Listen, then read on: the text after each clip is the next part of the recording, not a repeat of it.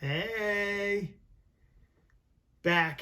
Another episode of Adventure Inward with MTL. More to life. Yeah. So, in case you guys don't know, I feel like I've worked the majority of my life at creating community, enhancing it, growing it, nurturing it, like figuring out ways to create community. And so this past year has been difficult, to say the least, when it comes to creating community. It's been pretty tough. I'm not gonna lie. Now, I went for many years, like creating community with friends, in relationships at college. I got out of college. I for a long time worked at creating community amongst students. My wife and I did that together, and it was such a good time. 15 years at directing a nonprofit that was specifically geared toward that. And in the process of doing that, I also worked with some faith communities, and I found myself in this crazy position where, I felt like the majority of my life, I honestly, genuinely believed in what I would call the good faith of humanity. And then it was probably, close to 8 years ago now, that I had this experience that really rocked that. Kind of shook me to my core, really challenged that notion of good faith in humanity. It made me question community. I'm not gonna lie. But it's been years. It's been work. It's been therapy. It's been so many different things and other relationships. And I think I'm on the other side of that now. And I think this whole pandemic experience has helped me see that even more. Prior to the pandemic, I found this sweatshirt that was being printed by this company that literally said, "You are bad for my mental health." And I thought it was hilarious because still kind of feeling that position of toxicity that can exist, in other human beings.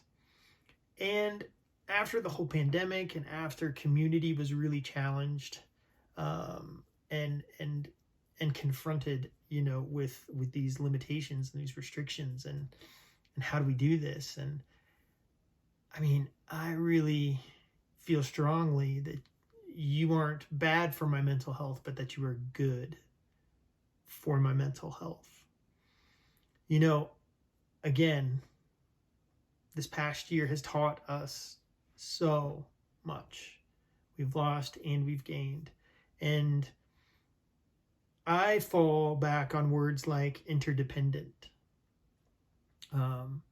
interconnected. It really is a small world. And these relationships that we find ourselves in can truly be beneficial for us. We can be for one another.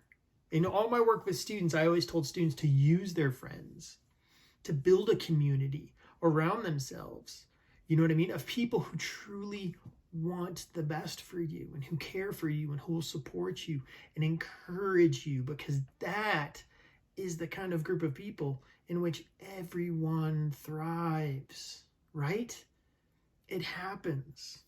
Now, there is this idea too that I always come back to, because I did grow up in the Christian tradition, and I love the early books of the Bible so much. I love the ancient story back in Genesis that paints this poetic picture of a garden and all of life existing and humanity being introduced to that place, and words being spoken about it's not good to be alone, right? And that you found all of life in relationship with one another, for one another, and with one another, for one another in all the best possible ways, with one another through everything. And then like quickly after you read stories about like how we're supposed to care for one another and take care of one another, all of life. So I don't know. I wanted to put this out there to you guys. I wanted to kind of just challenge you, give you the nudge that we can step into this kind of relationship every day, minute by minute, that we can choose to be for one another and with one another and in relationship, and to have community, to support each other, to encourage, to nudge one another. I believe ultimately that's connecting with the divine heartbeat that exists within all of us. And that's not to say it will always work out or we won't get hurt, right? I definitely understand that can happen and it can shake us. But I also understand that we can move through that and we can still be with one another, and you can still have community. That life with one another can be lifted. That we can lift one another, that we can lift this place and this space. And so together is a good thing. Together is a good thing. Now, I got them. I made these stickers. You are good for my mental health. And if you're on the More to Life mailing list, I'm going to be trying to send these your way soon. Display it proudly, put it somewhere where you can remind yourself to be in relationship, to choose community, to intentionally pursue it with one another, because ultimately we are good for each other's mental health, spiritual, physical, all of it. But this is kind of my reminder that I wanted to give you guys and put out there. So if you're not on the mailing list, hop over to experiencemortolife.com, subscribe to our mailing list, and make sure I get your address, right? That's what I'm really looking for.